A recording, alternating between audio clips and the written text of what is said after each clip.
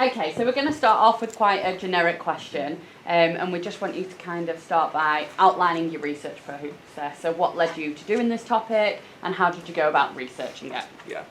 Well, it started in a lesson in clowning last year on Buffon, which I really enjoyed. However, I'm someone who's very much into identity politics and how to be politically correct.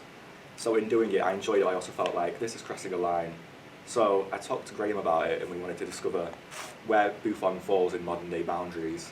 And it changed a lot since then, looking into Buffon-type characters and political comedy. And I found this documentary by Adam Curtis called Hypernormalization. And this one quote really struck me, which was, "It sums up the strange mood of our time when nothing really makes any coherent sense. We live with a constant vaudeville of contradictory stories that make it impossible for any real opposition to emerge, because they can't counter it with a coherent narrative of their own. And it means that we as individuals become more powerless, unable to challenge anything, because we live in a state of confusion and uncertainty."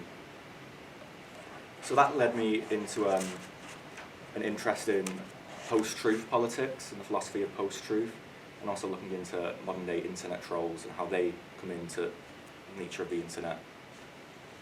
Great. So then, what kind of research did you start looking at? What kind of theories did you start exploring? Yeah, well, in terms of trolls, I looked mainly into ideas around, are trolls good or are trolls bad for society?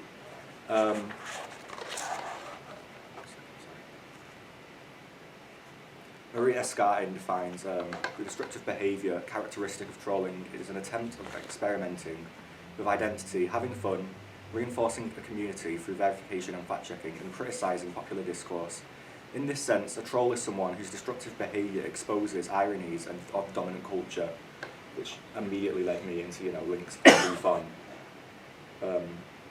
Sorry, immediately led you into links with Buffon? Yeah, immediately reminded me of the links with Buffon. For example, Philip Gollier in The Tormentor says, when a Buffon turns up to a theatre to tell the truth about the devil, they don't play the part of the bastard or a bitch. They parody bastard and bitches who imitate their shortcomings. In another...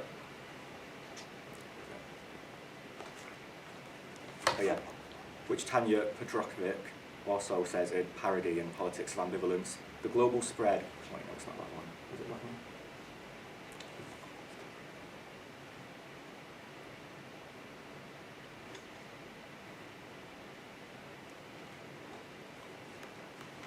So let's talk a little bit about this relationship then between the Buffon and the internet trolls. So your argument states that the performance style of Buffon and the behaviour of internet trolls interact in a symbiotic relationship. Yeah. Yeah.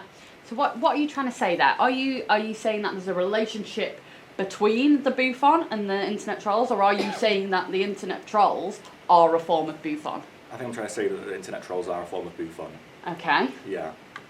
Here we are, Whitney Phillips in The House of the Fox Built Right. Trolls and hackers use big data algorithms to identify each person's unique weakness and tendencies and then fabricate stories consistent with them.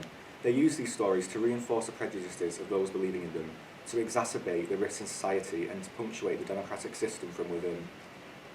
And trolling, often characterised by mimicking, mocking, and using dominant tropes in order to disrupt dominant institutions, is an example of détournement, and in fact reflects the homogeneous relationship or the commitment with trolls and mainstream culture. A main theory of research for me was post-truth, and essentially the idea that it's in this book by Yale Browns on the philosophy of post-truth that says some facts are more important than others, and the criterion that a person uses to prefer one fact over another is the extent that that fact concurs with opinion and his own personal perspective, which I found really interesting because it's kind of the whole facts don't care about your feelings narrative flipped on its head. And a lot of post-truth politics is about how simply as Homo sapiens we don't care about the truth anymore. We're more interested in power and what makes us feel good inside. So that's what I was trying to look into with my performance, mainly. And can you pick a key sort of element of that performance that kind of relates to what you've just been talking about? Performance. Yeah, the whole thing was kind of my character Tiny Boy calling out the audience for not paying attention, linking to hypernormalization, not paying attention to anything that's going on in the world anymore, and especially internet culture, how it's kind of like an echo chamber and we all just stick to what we know and what we believe in. Another key theory that I really enjoyed and looked into was from Walter Benjamin in his book Illusions, when he says, "Every morning brings us new news of the globe, and yet we are poor in noteworthy stories. This is because no event any longer comes to us without already being a shot through with explanation. In other words, by now, almost nothing that happens benefits storytelling. Almost everything benefits information." So I was interested in my piece to kind of like omit any information as possible about Tiny Boy, this future that he came from, kind of leave it all very vague to kind of sum up the time we live in now, where there are so many stories and we don't really know where we're going with anything or what the future might look like. And how does that connect with the Buffon then? Well, I wanted to see if trolls... Sorry, 1 second. It's fine, just take time.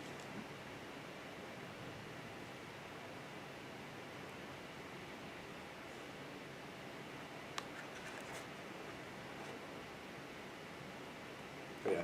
Jonathan Culpeper identifies observing impoliteness of internet trolls as akin to experiencing a certain voyeuristic pleasure and aesthetic enjoyment for some individuals.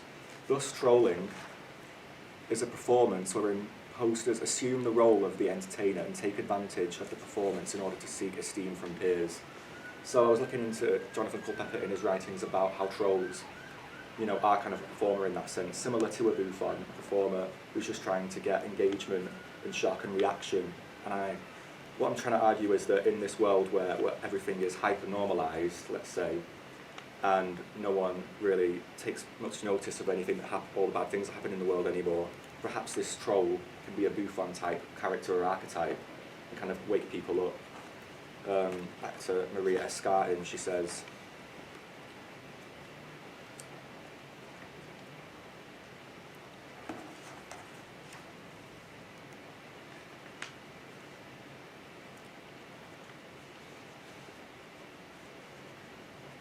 I might have already said that quote actually, so I'm not going to So say it can you just elaborate a little bit more on the Buffon then, on what the Buffon is and how how that fits in with why you made that decision, because it's the whole performance was hung on sort of a Buffon. Yes.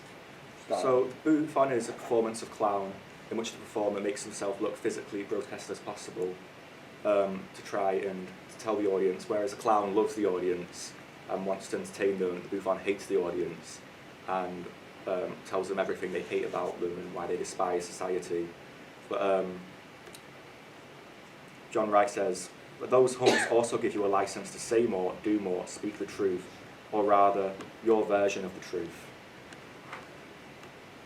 So he also says the Buffon believes in nothing and laughs at everything, which is similar to Maria Escartin, who says she did a study of people's opinions of trolls, and in this study I asked respondents what comes to mind when they encounter the word troll.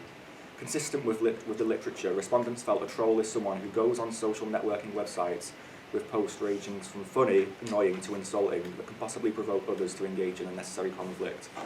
So I think there is a similarity there between the way the Buffon is played and portrayed and the way trolls are perceived in society as these kind of menacing figures.